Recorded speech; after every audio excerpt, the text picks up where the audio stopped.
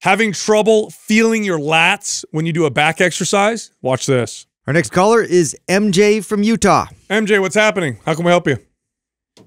How's it going, guys? So the other day I was doing dumbbell rows. Just started getting into bodybuilding, and I'm trying to do unilateral movements. As I was doing the dumbbell rows on my left side, as I'm pulling through the movement, I could feel my back being engaged through the entire movement, and I can feel that I'm working the muscles in my left side of my back. But on the right side, when I'm pulling up, it feels pretty different. I don't feel as much engagement. I feel like I can't flex the right side of my back.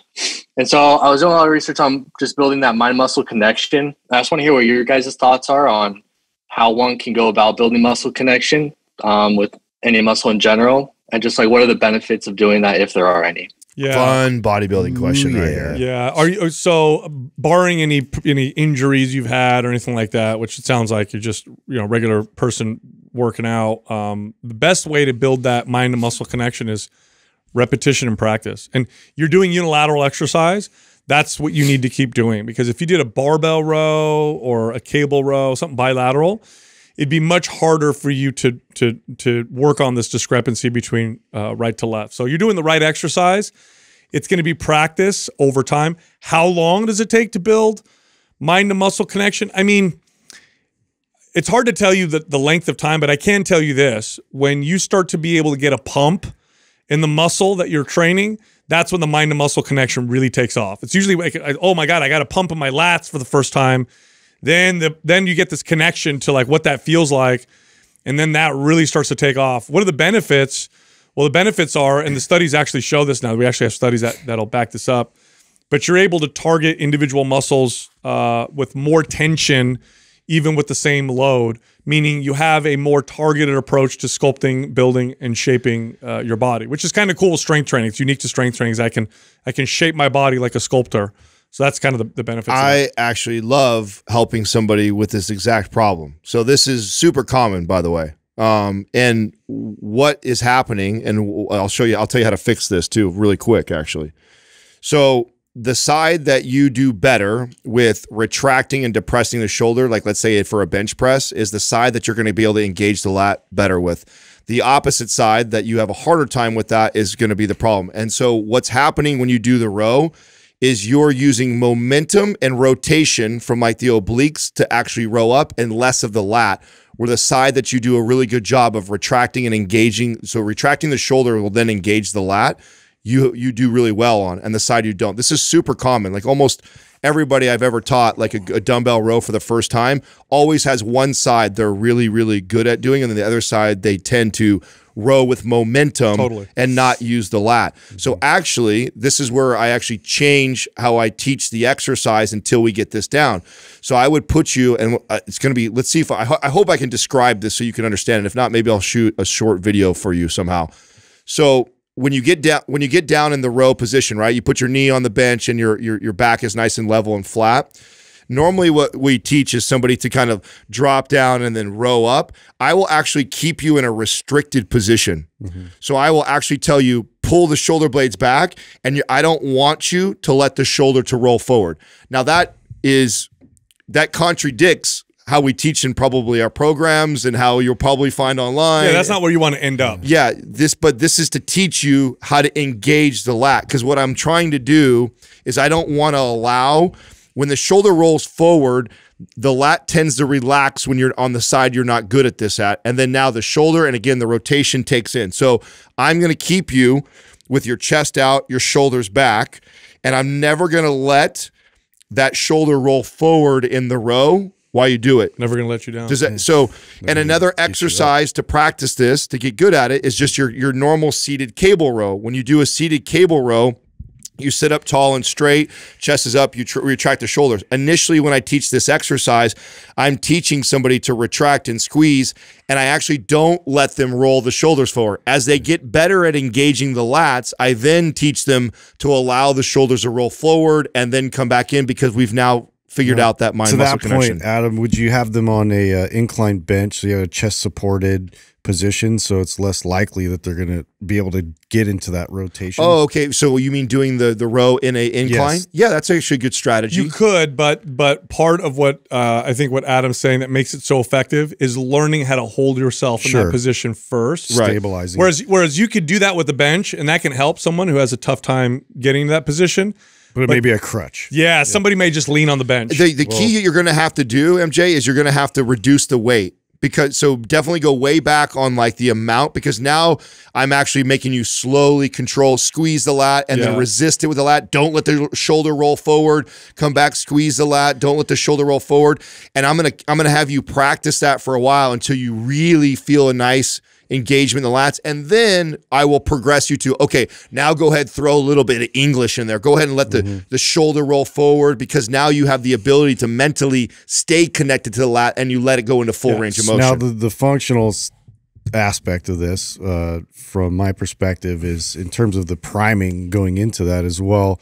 We do have this in Prime Pro, but in terms of like a scapular circle and doing that up against the wall. And so what we did with Dr. Brink. So you sort of make a fist, and you're taking your shoulder through all those different ranges. So I'm protracted, I'm retracted, I'm depressed, and then I'm rolling it kind of forward while squeezing and providing tension there in between my shoulder blade, just to try and really focus on squeezing and getting that tense connectivity there. Is that in Prime, Justin? It's Prime Pro. Prime Pro. So MJ will definitely send you Prime Pro. And then I know but in combo with what Adam's talking about. I know you can't see me right now, but I did it for you, so you'll be able to watch it hopefully on the video of what I was kind of describing. Does it make sense? Hopefully I'm not like way off. Does it make sense what I'm trying to communicate? About holding your shoulders back when you're doing the lateral rows? Yeah. Yes. Yeah. Okay. Yeah. Speed and momentum are your enemy right now. Okay. So slow and less movement is better when you're trying to connect to a muscle. Later on, then you can include more movement. You can include a little bit more momentum depending on the exercise. Only when you can control and connect. So speed, take that out. Go slow. Go light. And that'll help you, and no momentum, and that'll help you connect. As a coach, I would actually do a weight light enough that I would be behind you and I'd be touching your back and your lat, going, okay, retract. Okay, now when you pull that weight up, squeeze, and I'd make you hold it. I'd say hold it, and I'd be touching your lat, like feel your lat, squeeze, and then I'd be like, keep that squeeze. Now slowly let the dumbbell come forward, but don't let the shoulder roll forward. And then I'd be like, come back in, squeeze really hard, let the dumbbell come down, but don't let the shoulder roll forward again. And I would be sitting there coaching you like that until we get really good at feeling the lat as you let the arm come down and out. And then eventually, like I said, and by the way, if you Google this or look on YouTube, you're going to get conflicting information about this. This is, again, the nuances of what we talk about and do, is that here is an example of how I would break my own rules on how I would teach form and technique on a row. On a row, I actually want a little bit of rotation in there. I want you to stretch the lat out. But when someone is having a hard time firing it, this is just a trainer tip that I've learned over years. One last thing that's kind of cool about this is when you finally are able to connect to a muscle, it's like learning to ride a bike. It's way easier to do it again. It's that initial, I got to feel it and connect to it. That's the hard part. Once you get to it and you get that pump and you squeeze it, finds its way to the groove really easy. Yeah, then you're like, I can do that again. I can reenact that. And Justin's point about Prime is really important too, because it's hard to tell from the way you're sitting or without assessing you in person. But what's also common is we all are, most everybody's either right or left-handed, right? So you tend to, let's say if I'm right-handed, my right shoulder is rolled forward a little bit more than my left one. And when I go in to do exercises like that, that's the one that has a hard time. So it's normally the hand that you write with or use a lot has a hard time retracting the shoulder. So if it's a posture thing, the priming thing in Prime that we're giving you, a zone 1, the exercise Justin's saying, that'll be really helpful to do that before you go do what I'm telling you to do right afterwards. But all in all, that should help. So we're going to send you Prime Pro, and there's scapular mobility movements in there. Those are the ones that you should probably practice. Yeah, scapular circles in particular.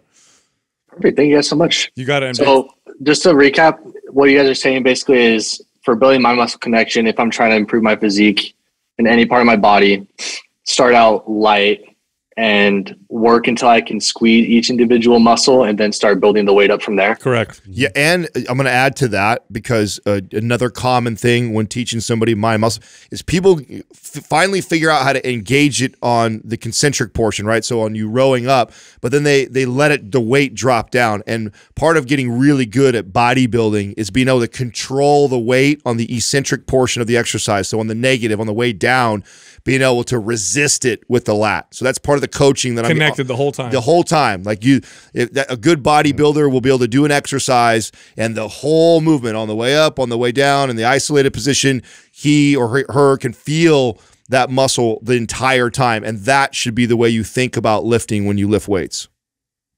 Okay, awesome. All right. Thanks for calling in. Yeah, thank you so much for having me, guys. You got it.